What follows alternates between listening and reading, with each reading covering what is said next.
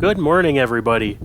Today we're in Nashville, Tennessee, here to visit a presidential gravesite, but I happened to be walking by this and thought it was kind of interesting. Now, these are original pieces of the columns from the Tennessee State Capitol, which is where we're at right now. Now, the original Capitol was built between 1845 and 1859, and these were removed during renovations in the 1950s, and I guess they were placed here as kind of a tribute to those who built the Capitol. It's pretty random, but a pretty neat piece of history. This is the State Capitol Complex here in Nashville, Tennessee, and this is a very, very odd location for this, but like I said, we're here to visit a presidential gravesite, and if you've been on my channel for a while, you know that I love visiting presidential sites, especially presidential gravesites. Hopefully at some point we will visit all of them. We visited quite a few already, but in this video we're going to be talking about James K. Polk. For a little background, James Polk was born in 1795, and he started off, he was a lawyer and he was a politician. He served as the 11th President of the United States. He served from 1845 to 1849, and he also served as the Speaker of the House of Representatives from 1835 to 1839. He was the 9th governor here in Tennessee, and he was a protégé of Andrew Jackson.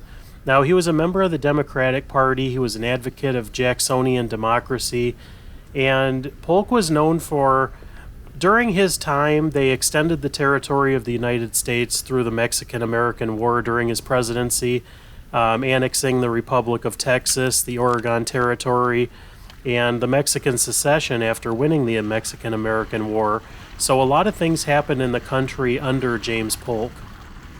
Well, this is a really pretty area here. Now, it's kind of hard to see, but this area right here is situated high up on a hill overlooking downtown, and from up where the Capitol is, you can see pretty much anything within so many miles of Nashville. This is just a really interesting place. Now, after Polk's presidency, him and his wife Sarah traveled around a little bit, and they ended up settling back into their place here in Nashville. It was called Polk Place. Not too long after making his way back to Nashville, Polk started to get sick in early June of 1849, and he had cholera, which was a big thing back in the day. And on Friday, June 15th, James K. Polk passed away at his home in Polk Place. Now, this is where he was laid to rest. He's here with his wife, Sarah, but this is on the grounds of the Tennessee State Capitol, which is kind of an odd place for anybody to be buried, but a presidential burial site here it's kind of an odd place to be. Now, Polk Place was torn down in 1901 also. Now let's go up and see what it says. Says the mortal remains of James Knox Polk are resting in the vault beneath. He was born in Mecklenburg County, North Carolina, and emigrated with his father Samuel Polk to Tennessee in 1806. The beauty of virtue was illustrated in his life. The excellence of Christianity was exemplified in his death. For just a little more history on this, Polk's remains have been moved twice. After his death, he was originally buried in what is now Nashville City Cemetery because of a legal requirement related to his infectious disease death of cholera. Now, Polk was then moved to a tomb on the grounds of Polk Place in 1850. Now, they tore down Polk Place in 1901, but by then the bodies of James and Sarah Polk were already relocated to their current resting place here on the grounds of the Tennessee State Capitol. In March of 2017, the Tennessee Senate approved a first step towards relocating the Polk's remains again to the original family home in Columbia.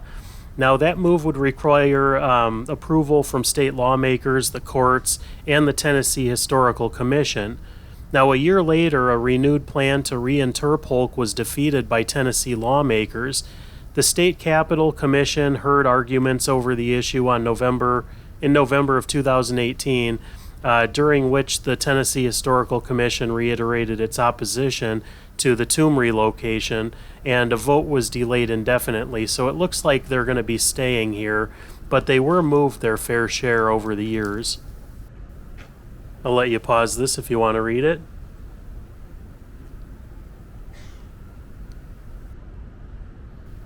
This is a really interesting presidential gravesite, though, and a lot of people walk by, and I don't think a lot of people realize or recognize what this actually is or who's buried here, which I think is kind of interesting in itself.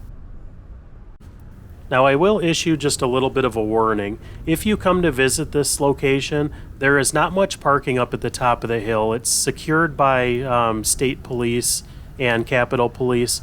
So if you come to visit, you have to park down here kind of in the middle of the screen. There is a lot of reserved parking, but you can often find a space here, but you have to walk up this giant hill, and it might not look that hard, but if you're not in very good shape, it can take a little bit of time, and you'll definitely be winded by the time you get up here. But hopefully you enjoyed this tour and enjoyed visiting a final resting place of an almost forgotten president in James K. Polk. But stay tuned, because there's going to be a lot of really good videos coming up, a lot more presidential sites, a lot of Hollywood locations, more cemetery tours. So if this is your first time here, be sure to subscribe for future videos. And thanks so much for watching, and we'll catch you on the next one.